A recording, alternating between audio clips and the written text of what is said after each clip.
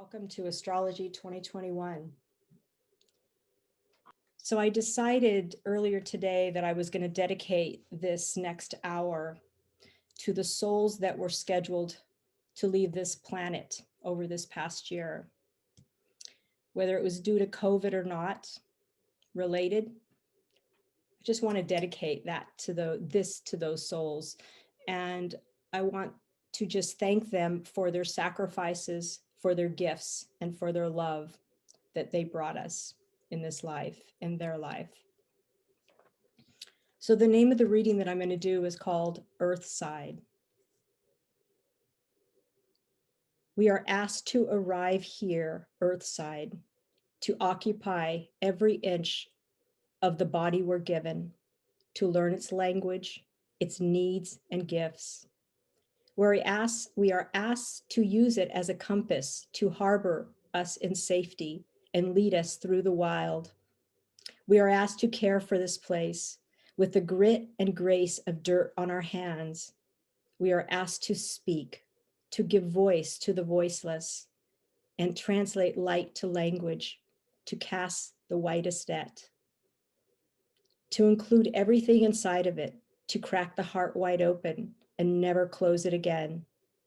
When we are pulled apart by longing, we are asked to keep showing up, to follow this soft, insistent tether, to become what we love, to pour ourselves into the hands of the ancestors, to be held by them like water, to quench the mouths of our children, to nourish them with who we become.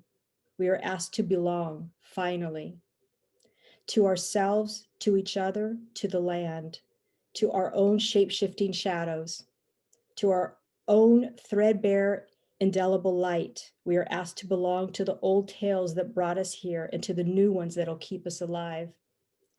We are asked to belong to the great turning wave of this time and this place. We are asked to punctuate our breath with both sorrow and praise. We are asked to answer by becoming again and again the way. Aho. All right. So welcome everybody to Astrology 2021. The first place I want to start here is I'm going to cover a little bit what I'm outlining. And so what I'm going to be outlining here in this talk, hey Heidi, is this past year. I'm first going to start by this past year. I'm going to go into the future of 2021 and then also into the present and how that is affecting us, how that can be affecting us individually, collectively, as a country, and just overall as us as a cosmic family. So I want to go into the past year. And what I'm going to bring up here is what I mentioned earlier is that last year, December 18th, 2019, I did a webinar for the astrology of 2020. And what I had written in the email that I sent to all of you was that I had no idea, of course, none of us had any idea of what was going to go down, but I knew it was going to be something big. And when I was doing that webinar and putting that information together and studying all that information, I felt like, okay, Teresa, like I have this thing where I'm really good at seeing shadow, and I saw so much shadow in that. And I really didn't want to talk about that to the degree that I was seeing it, because I felt like I was going to be just too intense. So I kind of, I kind of just tempered that.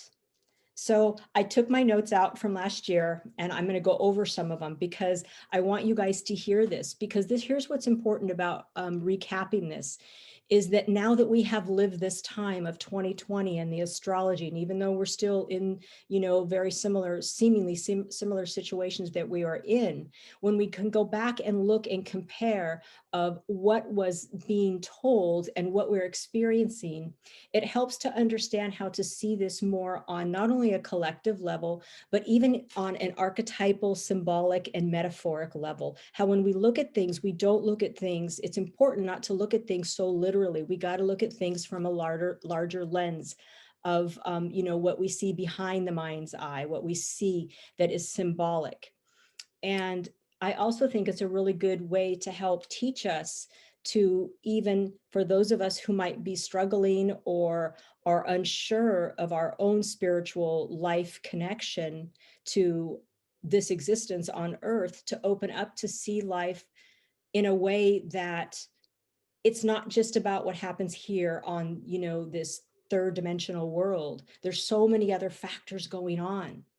And so when we can look at life from the meta view of life and experience that and understand it, it's going to help us to stay out of victim on this microcosm of life. And that's key here. That is so key here. So here I go. So here's the astrology of 2020. I'm not going to go through everything, but I'm going to just do the highlights. So in my notes, I said 2020 is going to be a year where the old paradigm, the old world that no longer is working, gets shook to the core. And the new world, there's a new world that has come here to be built. Now, that will not be something that we will see during this time of 2020, but that's what's occurring. And that's all that energy of breaking this old paradigm down that we've been living in. There will be new beginnings that will be happening here. And even though we don't see what those are, this is all part of the dismantling of the systems that we have in place. We'll also be looking at excess, how we have been living in excess. And what I think is so fascinating about that is exactly what we have been experiencing, is how we have been living in excess and how our resources have gone into scarcity. And I mean, you could take the simple resource of toilet paper when this initially hit. We will be reevaluating our values. We will be building powerful structures. We will be rebuilding powerful structures that were once in place that had to do with prestige, had to do with ambition, has to do with reputation. And how I want you to look at this is that this is really the dismantling of the ego, that the structures that have been built upon the ego, or I'm going to say another way, the distorted masculine, that is what is being dismantled for us. And this is where we are in the process of looking at how we've been attached to form versus where we're headed, which is how we transform to freedom. So how do we convert? How do we alchemize how we've been attached to form and transform that into freedom? We will be renewing our laws and our rules. We'll be renewing our political, our educational system, our social system, our ecological system. The old paradigm that's being disconstructed cannot be seen right now. And this is 2020 that I'm talking about. The other thing is that our old wounds of the past will come to the surface. And we have been seeing that. We've been seeing that with Black Lives Matter. We've been seeing that with our democracy. We've been seeing that in so many different ways. But this is and I want you to look at this from, again, not just the collective view, but your own even personal view, right? Because what's as so above, so within. So it's the foundation, where our foundation is what has been built on now what is this shaky ground. And so that's why the roots of our own existence right now is feeling so threatened, because that's what we're rebuilding. We're rebuilding our first chakra here. Or I should say, we are dismantling the first chakra. Now, one of the big players, one of the planets that I'm talking about here is Saturn. And Saturn rules structure. Saturn rules our skeletal system. So anything that has to do with structure and form is very Saturnian. And so you can also look at that this past year with your bones, with your own system of what has happened for you this past year. What kind of body stuff were you experiencing this past year? Because all of this is, this is bones, this is teeth. And So that as it relates to your physical body and also your own system of how you were living your life. And so most of us here, like here we are all on Zoom, right? And many of us were working in a brick and mortar place. Some of us still are, but many of us are no longer. So this is all part of that system. This is all part of the dismantling of systems. Also, what Saturn brings is scarcity. So there's this fear that Saturn will bring, and it has to do with scarcity and limitation. So we get to see not only where we have that relationship to fear and scarcity and limitation, but also where we are limited ourselves. And we are seeing where we have been limited collectively. Like, can we take care of everybody? And what we saw during this past 2020 is that we couldn't. We were unable to take care of everybody. So what does that say? Where are our values? Where do we need to reevaluate our values? The other part of Saturn, it's the Lord of Karma. So this is a reckoning of karma. That which has not been evolved has come up. And we had another big player here that has played a huge part and will continue to play a huge part in this time that we're in, and that's the planet Pluto. And the planet Pluto is the god of transformation and rebirth, and it's the dredger. So while Saturn is karma, Pluto is the enactor of karma. So it dredges it all up. It's, you know, I actually love the saying, drain the swamp, because that's exactly what's happening. The swamp is being drained because Pluto brings all the poison to the surface. This is about transforming the old aspects of self as well as collectively. So Pluto is also about explosion and transformation and war. So like I said, because these planets here back in 2020 were coming together all in the same sign of Capricorn, Pluto, Saturn, and Jupiter, that trilogy, that conjunction is what created the astrology of 2020. So back the last time this happened with these three planets was the ending of World War II. It was the emergence of a new modern world. So you can see the whole full circle of this energy and how it revisiting us again, and how it's affecting us. And the other thing is that Saturn is like, it's the celestial clock.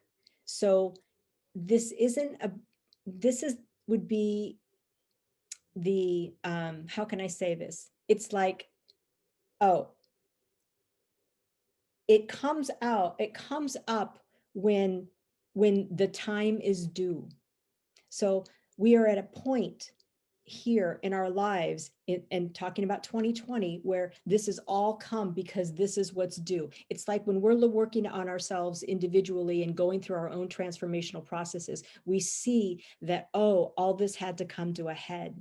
I had to realize that I had to go through this because all of this was meant to change. And so that's what's happened here in 2020. The other thing that I don't believe I did mention on this last talk, because I felt like it was too much, was the Darwinian effect. Because I wrote it here in my notes, and that's survival of the fittest, right? So, but I wanted to take this to a spiritual level here. I don't want to keep it in the ego language of what the Darwinian effect is, where, oh, if you're not strong enough, you don't survive, because strong is a relative term. But the Darwinian selection here has been taken to a global and societal scale. And so that is why in the beginning of this whole 60-minute Zoom here that I'm doing, I dedicated this time to the souls that were scheduled to leave this planet during this time, COVID or not COVID related. And this ties into our belief systems of what we believe to be true about life and how life operates. because we could look at the souls that have left this planet as them being victims of what happened, or we can look at it from a higher perspective than that, the higher consciousness perspective of that, and not from a victim perspective. I'm not making light of anything, but it's really important for us to be able to see really parallel ways of the microcosm and the macrocosm simultaneously. And that's the other thing, is that we are being asked to move into this kind of living and seeing, to no longer be just seen from the very mundane pedestrian way of how we normally would see life, that everything's black and white, you know, right or wrong.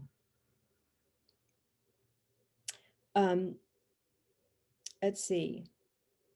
So during this period, the other piece I have here is that there is a fear of losing everything. That's the thing about Pluto. When Pluto comes, because it is the archetype of death, we feel that we're going to lose it all. And so it puts us into survival, into, you know, fight, flight, or freeze. And that's part of this energy of dredging this stuff up. So Pluto tears down, Saturn builds. Okay. But the combination of where all this was, the combination of not only Pluto tearing down, but Saturn saying, it's like filling a balloon and you get to the max of a balloon. This would be Saturn. It's like that's the limitation. Don't blow anymore, because it's just going to pop. And boom, that's what's happened, is that it's popped. And it's still popping.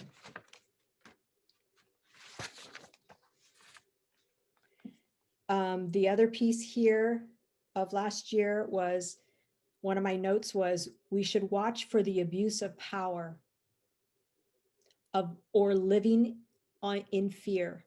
And that's exactly what we've been experiencing. We've been experiencing abuse of power and our relationship to fear, whether it's not even, and I don't want to keep this just to our country. I mean, because there's so, you know, this is global, this is world.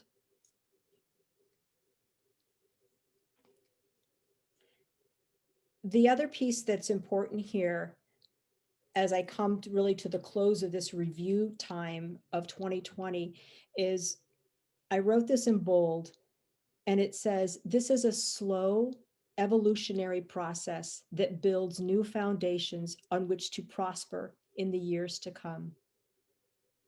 And that is really important. This is a slow evolutionary process. So many of us want things to be fixed this year. We see that the Aquarian energy is coming in, and so we want it to be fixed. We want to go back to, or we want things to move to a place where we can feel comfortable again. And as I move into this next bit of information, you're going to see that that's exactly where we don't want to be. We don't want to get comfortable. We want to stay uncomfortable.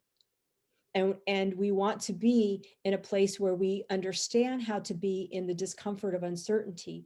Because here's the thing, if we are certain, then we are doing the same old pattern. And that's what this is about. This is about breaking out of the old pattern, the old paradigm, the old boxes. So there has to be uncertainty. There has to be discomfort. There has to be pain. We have to be able to see our suffering, because if we weren't suffering actually individually first, that everything else would not be suffering.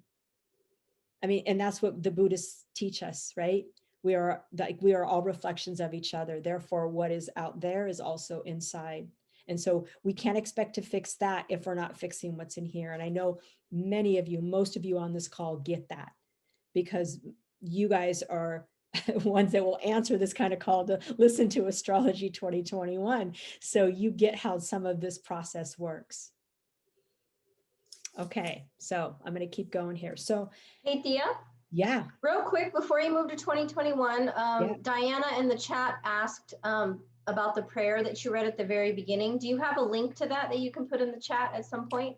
I don't have a link, but I can actually send that out. I got that out of my my 2021 calendar, and actually I'm going to put it up so you can see it. It's called We Moon. And it's a great book with all kinds of really wonderful readings inside of it. Yeah, Heidi knows that. So thank you, Belen. Thank you. Okay, so where is the astrology for 2021? So the first place I want to start here is I am going to do a little bit of COVID information here, because I think that's really important to look at this symbolically. So on a symbolic level, on a, using COVID as a metaphor, that's how I'm going to speak to this next piece. So what it has brought about many things.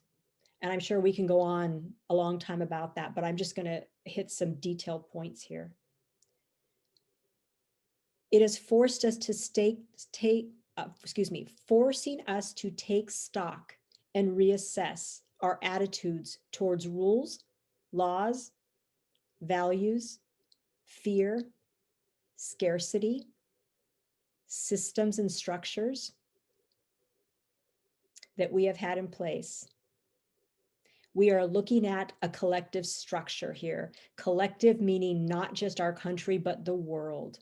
And what is so fascinating about that is every country has not only handled it different, but has had a different experience with it.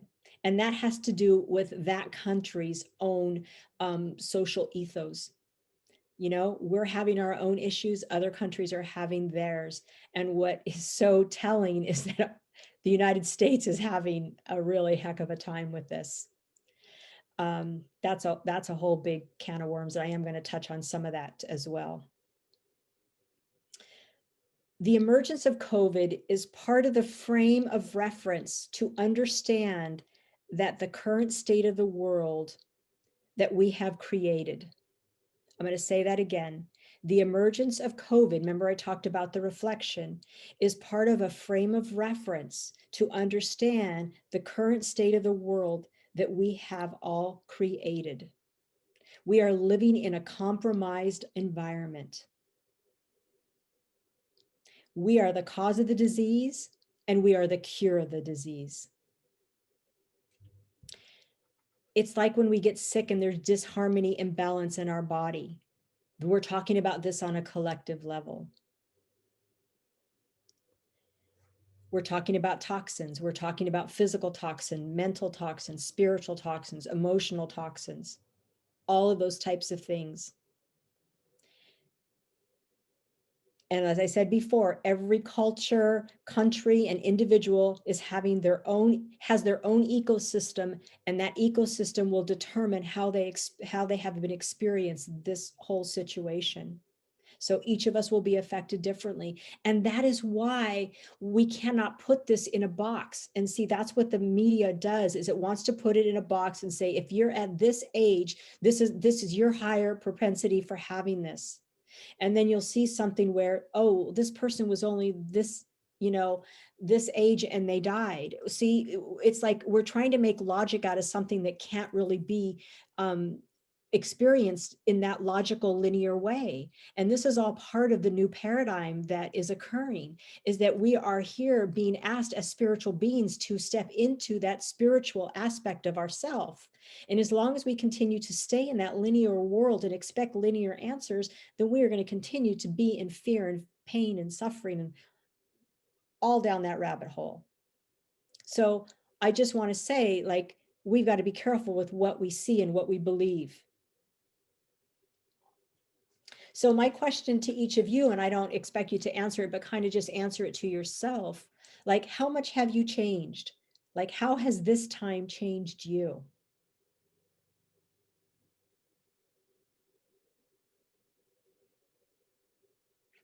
So I want to start here with the astrology of 2021, with the conjunction that occurred with Jupiter and Saturn. And I know many of you, I'm sure all of you were aware of that. And I want to share with you why that was so significant. Sure, it was significant because they were conjunct. But the thing is that Jupiter and Saturn are conjunct every 20 years. But a conjunction is when two planets are close to each other in orbs. It's called orbit, in orbit. So they conjunct every 20 years, but they never get exact. They may be off by 1 degree. So this was an exact conjunction, both at 0 degrees. So that's why this was so huge. And I believe the time frame on that, yes, was back like something like 700 years. It was during the Renaissance, right? Yeah. Okay. So I'm gonna talk about that in a second too. But what's important about this 0 degrees is that it represents infinite possibility and potential. And the other thing that's so like to mark that is that the two of those planets had been in the sign of Capricorn together. That's that COVID astrology. But they finally moved out of Capricorn, out of that earth heavy, dense energy, and moved into Aquarian energy, which is air energy. So a totally different feel from Earth. And I'll describe that in more detail. So that shift in the planets, and the reason why this is so significant for all of us is because these are considered to be outer planets. Now, the planets, for example, like Venus, Mars, Mercury, of course, the sun and the moon, those are planets that affect us more on a personal level. But when you start getting into Jupiter and Saturn and Pluto and Neptune and Uranus, those are collective. And so because they move slower and because of the distance, I mean, you think about it even just symbolically, the planets that are closer to us actually physically. The ones that are further, they're going to affect us more collectively. And so that's why these planets are really affecting us in the ways that they do. And like I said earlier, the last time that they had been together at these 0 degrees was during the time of when the Renaissance period began.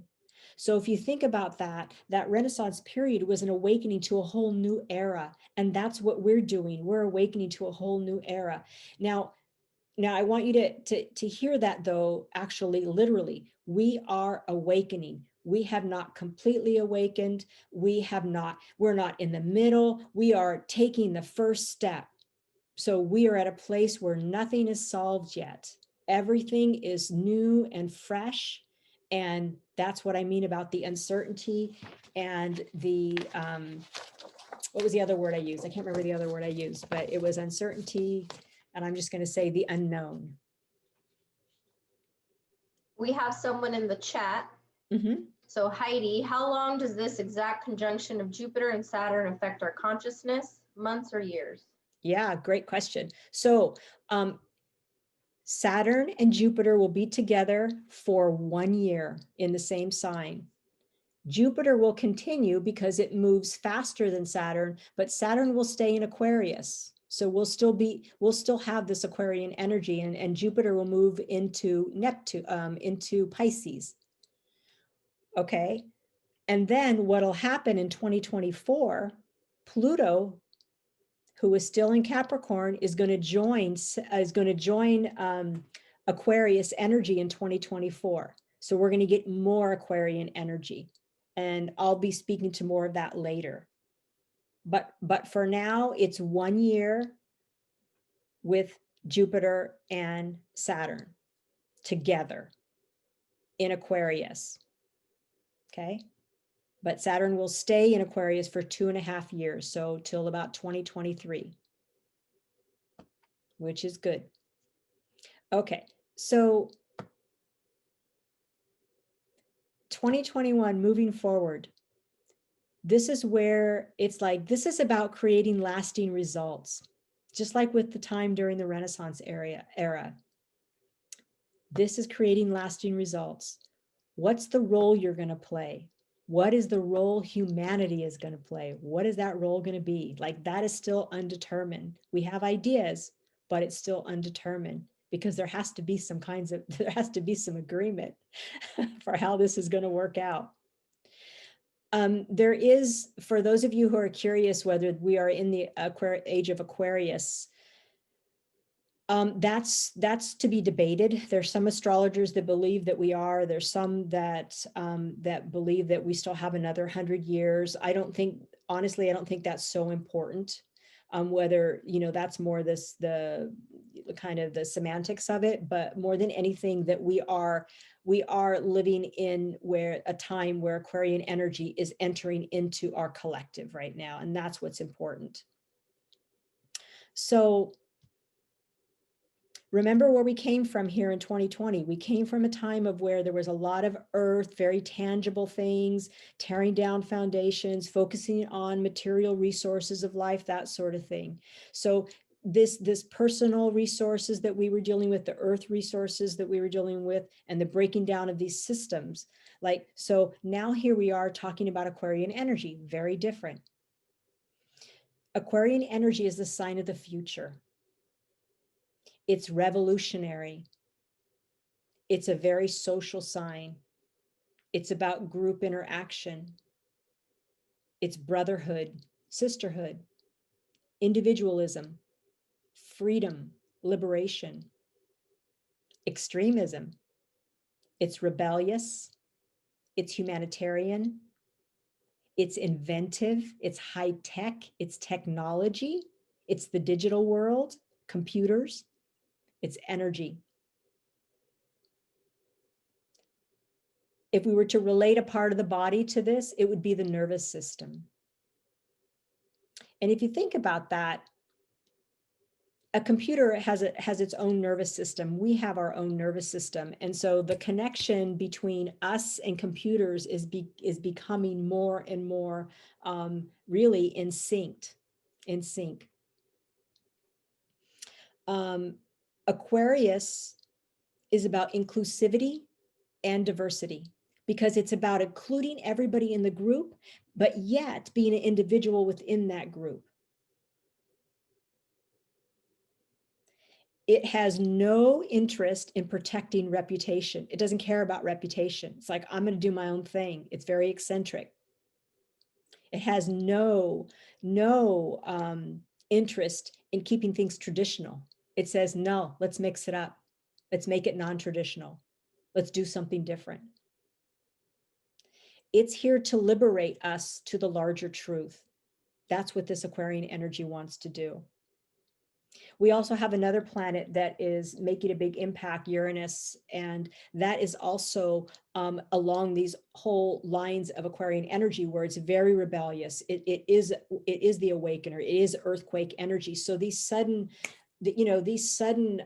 acts of violence, even, that's earthquake energy, because it's shaking things up. And if we can look at that, if you can look at that from a symbolic level of what it's doing versus the literal level of what you're seeing, you're going to get more out of it, and it's going to keep you out of being in victim and keep you and helping you to understand what's going on here.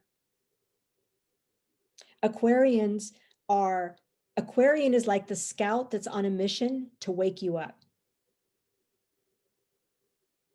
It breaks the spell of extreme disorder, or extreme order, extreme order, because it is about really bringing in some chaos.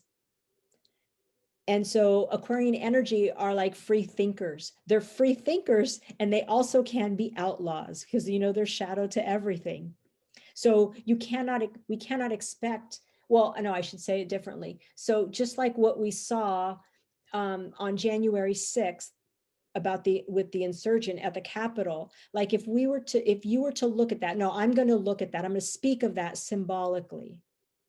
I mean, I have my feelings about it, but when I look at that symbolically and I take all my emotion out of it, that is part of the dismantling of what is happening here. Don't make this right or wrong in that moment. Make it about what's going down, because our democracy was being threatened, because everything is being threatened right now. Everything needs to be threatened and checked in with. Like, hey, is it in right relationship or is it not? We need to drain the swamp.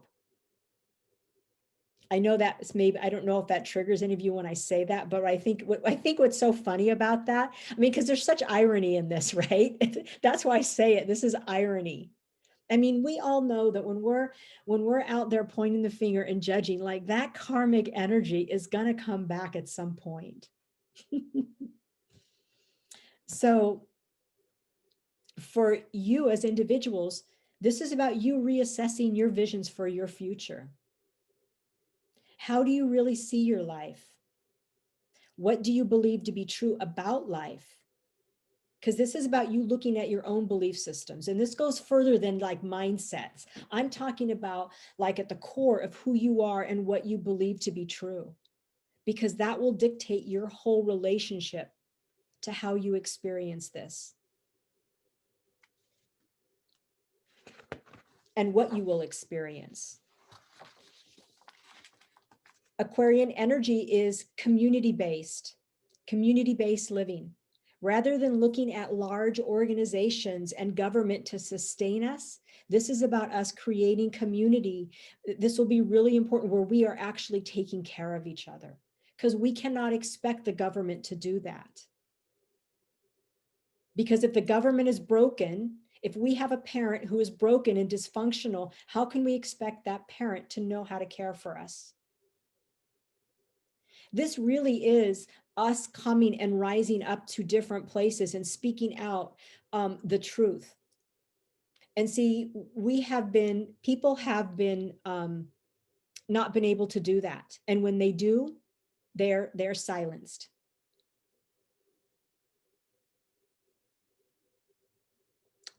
We need to learn how to self-regulate ourselves. This is also Aquarian energy. What will be coming up here is advancement in the medical arena that has to do with encouraging more healing practices. And of course, this is something that isn't necessarily going to come from government, but it's going to come from the rise of people that no longer want to be in the system that is broken, the medical system that is broken. So we have technology and energy that are making currently right now big leaps in how we're able to detect things energetically that otherwise could never be detected.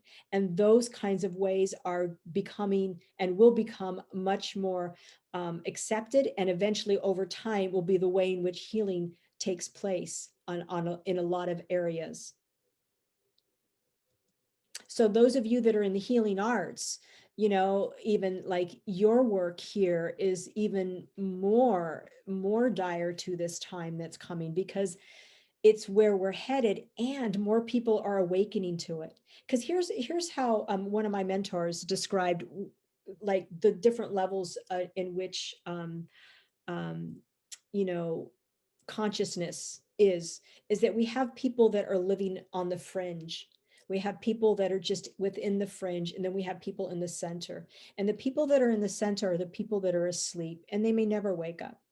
And that's just what it is. And okay, that's just how it will be. And then we have the people on the outer fringe that have awakened to a point to where they're helping the people in that in-between place to wake up even more. And you see that we're having conversations with people, and people are more open to things that they were not open to before. And that's all part of this consciousness.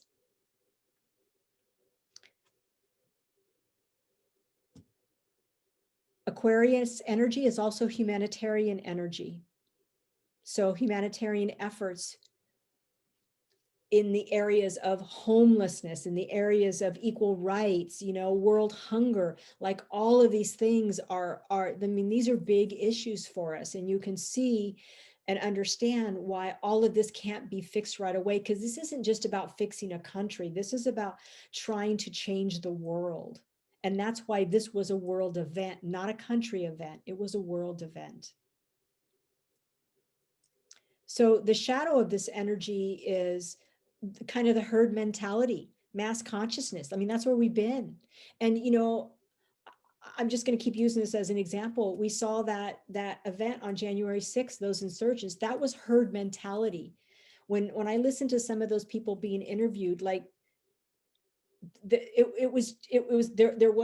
I did not see a lot of individual thinking on this. This was all about the group thinking, this is what we have to do. And anytime we are transforming any type of old pattern and alchemy is occurring, there's always pain and suffering, and the old distortion of the old pattern gets bigger because it's the attempt for it to hold on. If we are changing something in our own identity, those of you who have done this work, you guys know it, and we're like, hey, it's happening, and then all of a sudden that old crap comes up again and it grabs you in a way that you thought, I already did this. It's like, yeah, this is all part of that transformational process. So this Aquarian energy is taking us out of the normal structure that we've been in.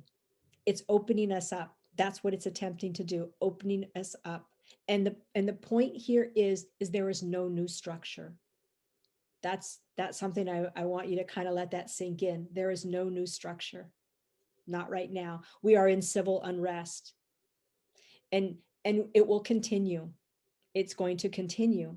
And I'm not saying that to be negative. I'm just saying it's going to continue because it's the only way it can change. So I have a couple questions that I'm just going to throw out at you for you to ponder, contemplate. How do I create a lifestyle that is totally my own? How do I challenge myself regularly by updating my ideas that have become outdated?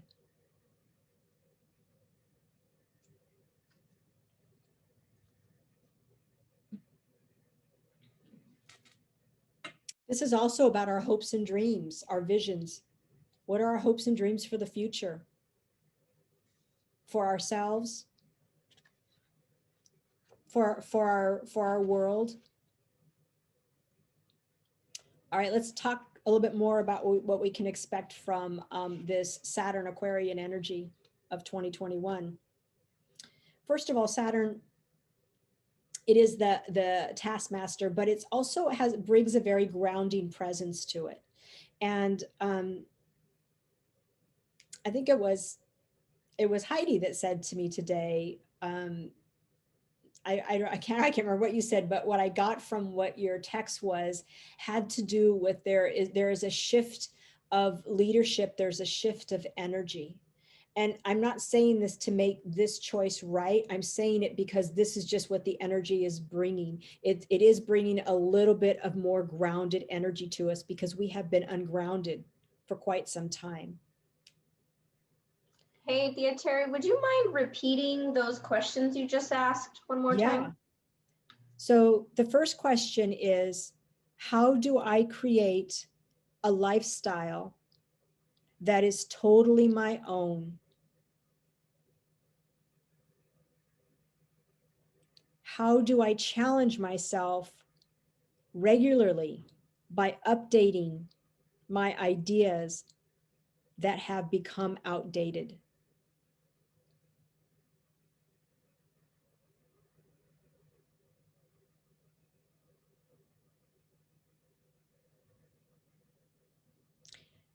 The other thing here with what's happening is that we're in a period where we will all be working to find our own place within the collective. Like, how do we fit in?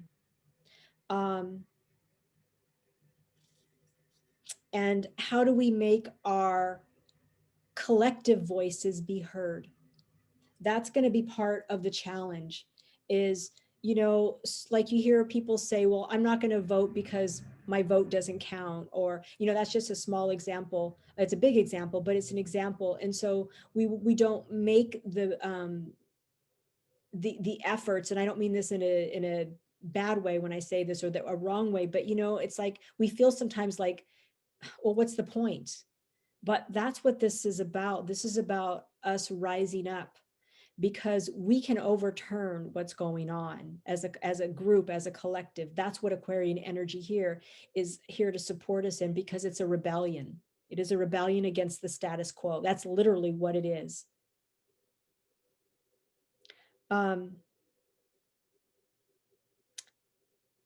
So here's a couple more things that I want to share too. Is this is about getting out of herd mentality that we've been in.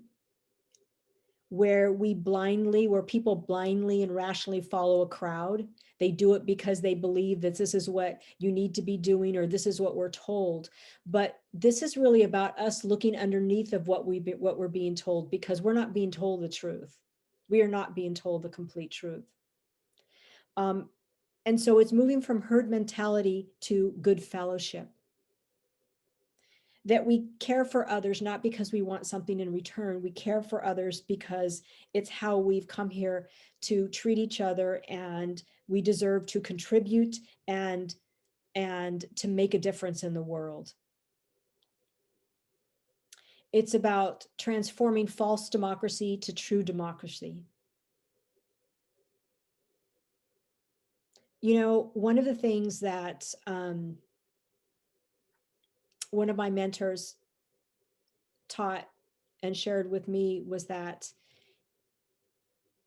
each of the political parties have a core value that they stand for. And we have gone so far off that core value. And what he shared with me is that the core value of the Republicans Party is about liberty and freedom. And the core value of the Democrats is about morality and how we care for each other, the moral part of, you know, who we are. And both of those have become so distorted. We've lost sight of those, because the truth is both of those have value. The freedom and the liberty, and how we treat each other.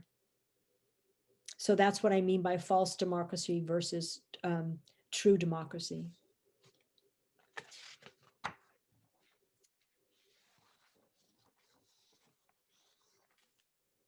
And freedom, freedom, freedom without taking responsibility is a false sense of freedom. True freedom comes from our ability to manage ourselves, to self-regulate ourselves. We're also, another piece here is about intellectual snobbery versus expertise, where, you know, I feel that part of where this comes from is that there's some bullying going on here with information. And because, and I mean, what I mean by bullying of information is because there are, you know, there's so much that goes on in our government and our systems of where, you know, who's being paid for what.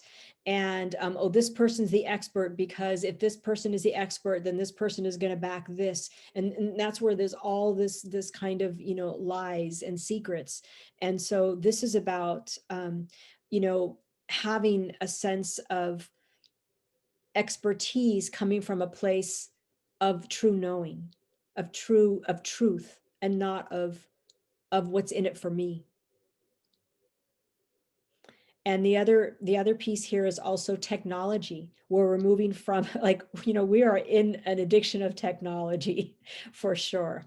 And so what's being created here is, what we're hoped to be created here is that we shift that relationship with technology to where we use it to make life easier for us, and we use it in right relationship and get it out of shadow. And, you know, it's part of it, you know, it makes complete sense, because we get something new, and we just hang on to it, and then we turn it into an obsession. And that's what's happened for us in technology. And so that, as well as social media and how we're using it, are we using it responsibly?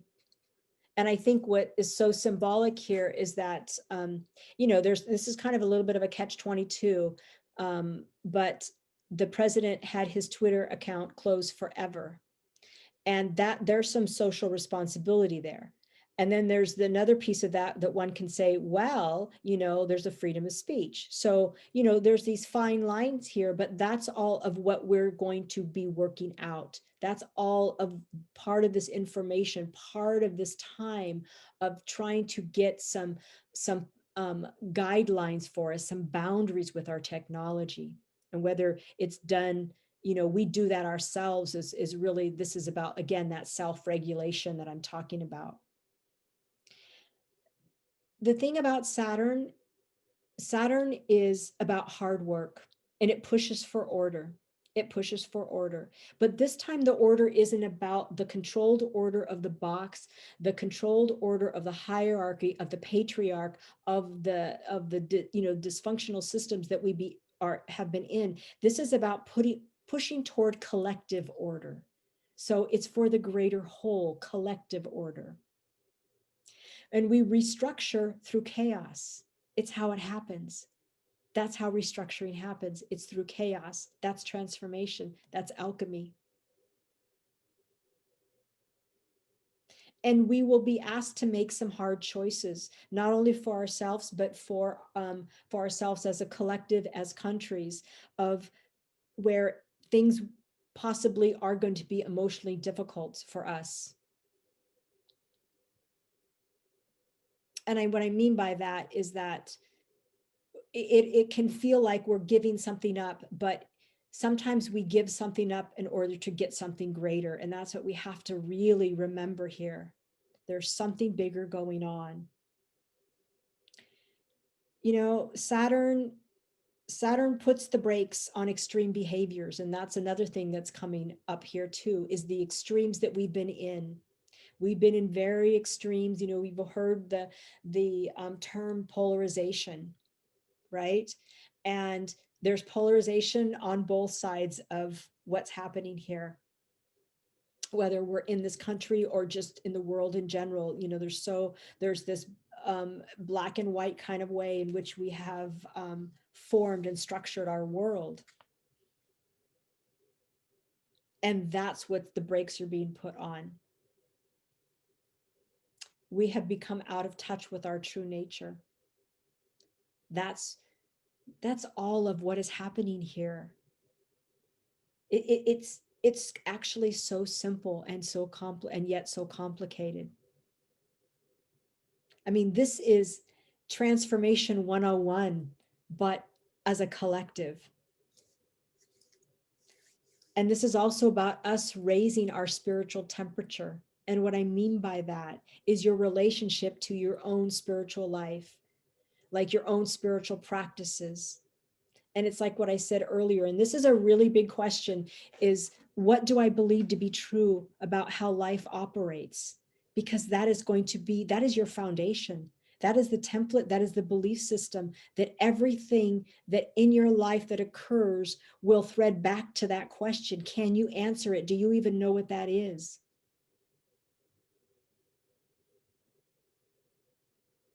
We have been forced into shadow work. We've been forced into shadow work. That's what's been happening. And so we can ask ourselves, how do I feel about that? Do I feel angry? Am I suffering? Am I in pain? Or maybe I'm not. Maybe I have been, maybe you have been meeting it where it needs to be met, been facing it and looking at what you need to face. But that's a determining factor if we have been resisting, is if we are in pain and if we are angry and if we are suffering. And I'm going to venture to say that that if we look deep enough, we can find ways in which we are still suffering. And that's just our work, that's our work. But the willingness to look at that is what we want to do. We want to look at that and to own it and to own everything we're seeing out there.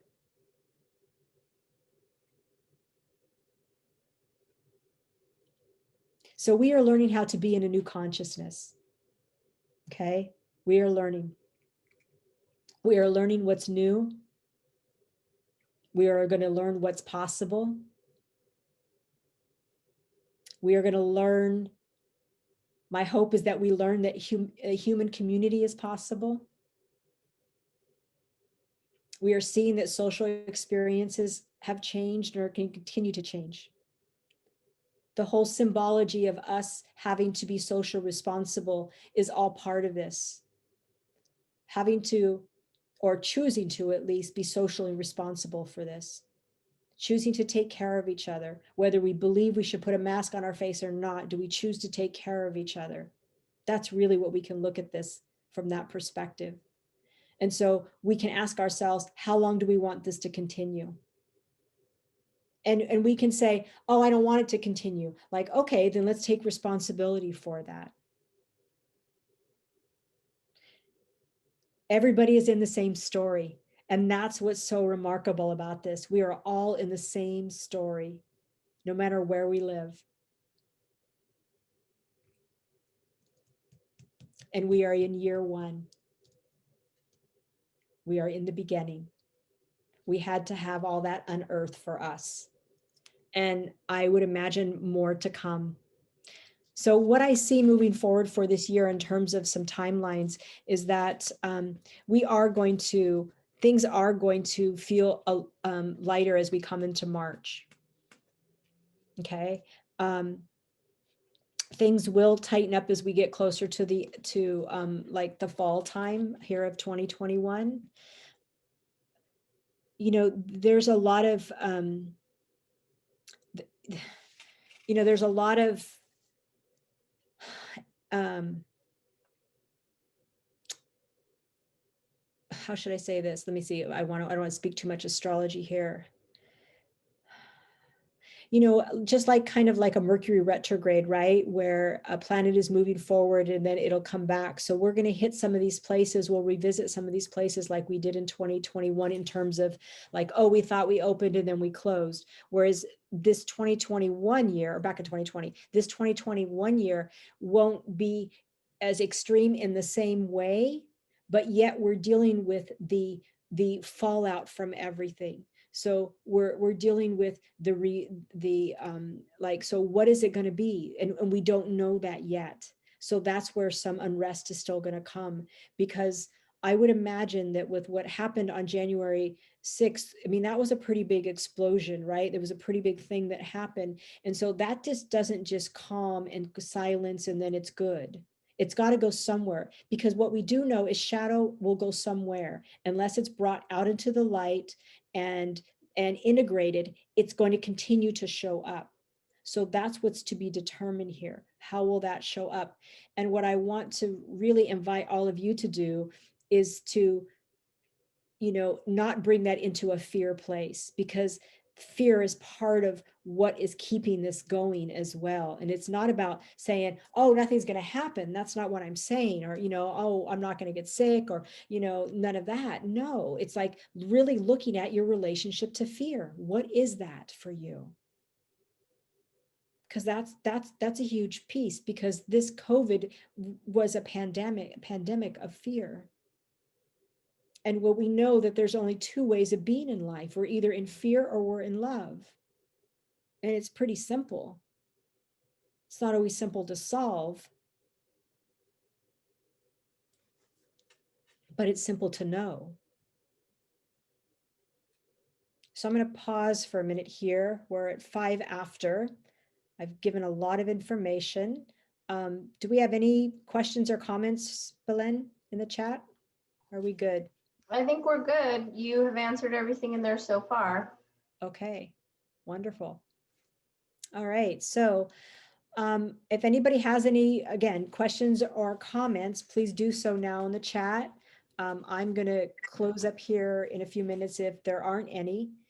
I know I've given you a lot of information and hopefully some things to think about and consider for you in your own life, and maybe how you yourselves can, take action or begin to just really contemplate, what are your wishes and hopes for the future for yourselves. Yeah.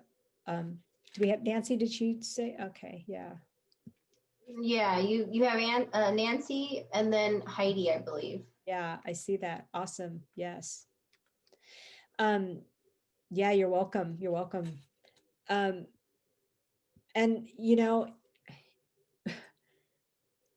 it's we were all born for this time. We were born to experience this time. We're all part of this. It's pretty remarkable. So, Beth, what is the best way to go about our lives in 2021? Yeah, that's a pretty big question there.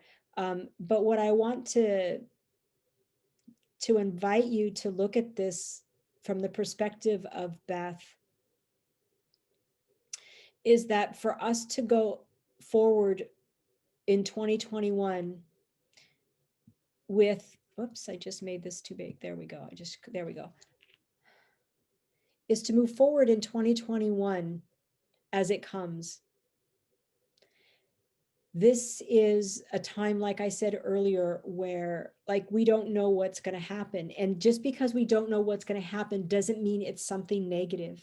It's putting us more in the present moment than any other time in our life. And so we move with that. And it's like I said earlier, this is really about us waking up and like our spiritual consciousness here. So who's guiding us? Who's your navigation system? Are you listening to your internal knowing? Are you listening to that intuition that's talking to you? There is a lot of not knowing right now. It's like I was talking to a colleague of mine and we were talking about our businesses because there's always, like, so what's your plan for the business for 2021? And both her and I agreed, it's like, this is an unfolding. It will move, life will move me in the direction I need to be moved. That's what it feels like. So this is a very organic process that we're in. Like, how do we move and flow with life? Because what we've been doing is we've been pushing up against it. We've been trying to control it. We've been trying to, maneuver it in the way that we want to. And that's what this whole tearing down has been. It's going, no. Yes, letting go. So Heidi says, does it look like things will become clear in 2024? I ask because of what I have understood from the Mayan calendar. I believe so. And so let me just talk for a moment about 2024, because that's where Pluto moves into a whole different sign, which is Aquarius. And so Pluto stays in the same sign for about 18 years. So the last time Pluto was moved to another sign was back in 2008. So it was back when Obama got into office. And so that was a huge paradigm shift for us there. So coming into 2024, what I'm seeing is that what we're doing now is laying a lot of the groundwork for the 2024 time. We're doing a lot of work right now. And just on another quick note here, I think will be really, I think, just kind of cool to know this. So, and this is, I'm just going to talk about the United States for a moment. So the United States, its chart, and some of you heard me talk about this, its astrological chart. Pluto takes about 246 years to go around the whole entire sun. So it takes 246 years to go around the chart. Where it was 246 years ago, actually, I'm going to back up. It's 3 years short of the American Revolution. Okay, so when I say we're in civil unrest, we are 3 years prior to us signing the Declaration of Independence, back when that was signed. So we are building a new world here. So be patient. You know what I mean? We got to just roll with this. We really have to roll with this energy. So another question is, are there similarities between now and the 1960s? In what way? In terms of, I'm not I'll let sure. Lucy clarify. Okay, Lucy. Well, I mean, there was all sorts of polarities. I come from that era. So we used to talk about the age of Aquarius, remember the musical Hair? Absolutely. And there were all the same sorts of polarities politically then. I'm just wondering if there's any astrological similarity. I'd have to go back and look at that to know exactly, but what's coming up as you ask that question, Lucy, is that, yeah, that was a very revolutionary time. And I remember, I was born, I'm a child of the 60s, even though I wasn't socially aware at that time at all. But that time frame of the 60s was that rebellion against the establishment. And that's very similar to what's happening now is, yes, in that way, a rebellion against the establishment. Yeah, thank you. There's another question also. Sure. The big focus of all astrologers has been Pluto, Saturn, Jupiter for good reason. But what do you make of Neptune's slow movement through Pisces? Hopefulness there? Question mark. That's by Jennifer Newcomb. What was the last thing, the last part of Pisces right there? What do you make of Neptune's slow movement through Pisces? Question mark. And then the next question is hopefulness there? Question mark. So let's talk about Pisces, or let's talk about Neptune for a minute, because Neptune is considered to be one of the most spiritual planets of the zodiac. And so when it comes in to, and it's in Pisces, so it's in its home sign, is what one would say. So when that combination is, it likes it there. So with Neptune transiting in Pisces, Pisces is the healer archetype. Pisces is the Christ consciousness. And so Christ consciousness is about love. And so that's part of what this Neptunian energy is bringing. Neptune is always in an attempt to spiritualize whatever influences are around it. So that slow energy through that Pisces is really on some level even waking up some of the healer energy that our culture needs, and as well as the healing of the culture itself. So that's kind of how I see, just, in a quick nutshell, that Piscean Neptunian energy. Any more questions, Belen? That was the last one. Okay, awesome. Okay, I'm going to go ahead and wrap this up. I want to say thank you, all of you, for your, like I said, your time, your curiosity to hear this astrology of your welcome of 2021. And I'll be sending out the recording for any of you who want to re-listen or share it. So I'm going to stop the recording.